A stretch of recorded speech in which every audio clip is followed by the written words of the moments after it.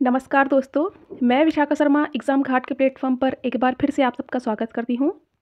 जैसा कि last class में हमने देखा था कि जिन बच्चों की परीक्षा हो गई है और जिनकी परीक्षा नहीं हुई है, वे अब क्या करें? तो इसी प्रकार से आज का जो विषय है वो है कि कौन से ऐसे टॉपिक्स हैं जो परीक्षा में अधिकतर पूछे जा रहे हैं, है ना? ऐसे कौन से 10 से 12 टॉपिक्स हैं जिनको पढ़ कर के हम जाएँ और हमारा लगभग आधा पेपर उन्हीं टॉपिक्स से आ जाए।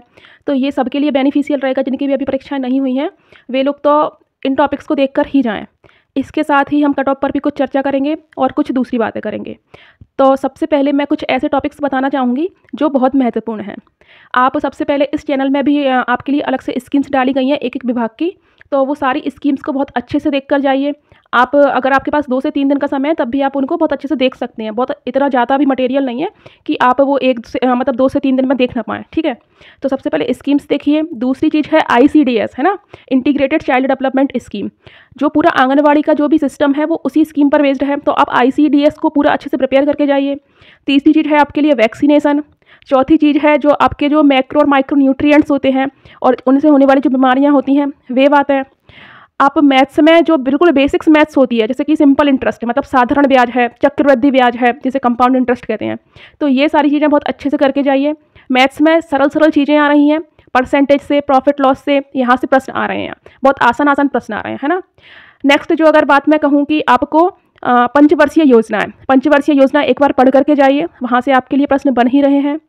इसके साथ में एक नीति आयोग, और नीति आयोग में फैक्चुअल डेटा के साथ में नीति आयोग को थोड़ा समझ कर जाइए कि नीति आयोग जो है वो सहकारी संघवाद पर काम करता है, ये विकेंद्रीकरण पर काम करता है, तो थोड़ा सा उसके बारे में पढ़कर जाइए, उसके कंसेप्ट्स क्या हैं, ठीक है? वो किस तरह से काम करता है, क्योंकि नीति आयोग से प्रश्न बन रहे हैं।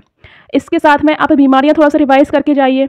और सबसे ज़्यादा इंपॉर्टेंट बात है कि ये जो परीक्षा पूछी जा रही है, इसमें मतलब ये जो परीक्षा करवाई जा रही है, इसमें जो भी प्रश्न पूछे जा रहे हैं वो बिल्कुल रट्टाफिकेशन के बेसिस पर या फिर बिल्कुल पढ़ने के बेसिस पर नहीं है।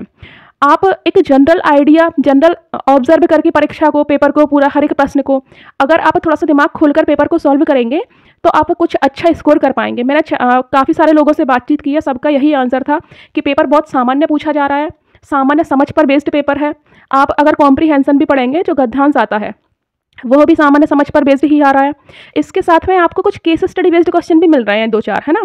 केस स्टडी बेस्ड क्वेश्चन मतलब क्या कि अगर आप आंगनबाड़ी में महिला सुपरवाइजर हैं और आप ऐसी ऐसी सर्कमस्टेंसेस में हैं तो आप क्या करेंगे?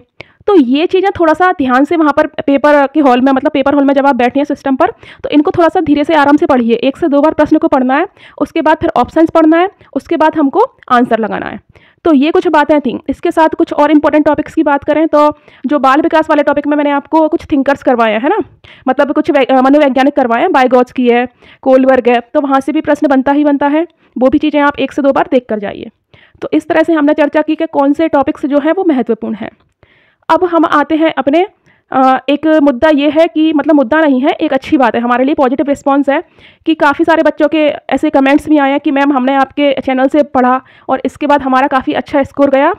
एक भैया हैं जिनका हमें ऐसा कमेंट आया है कि उनके 176 के समथिंग नंबर हैं और उनके कमेंट्स में ऐसा है कि मैंने केवल और केवल आपके वीडियो से देखा है, मैंने आपके वीडियोज़ को 3 बार देखा, इसके अलावा कहीं से कोई भी तैयारी नहीं की और इसके बाद मेरे 176 नंबर हैं।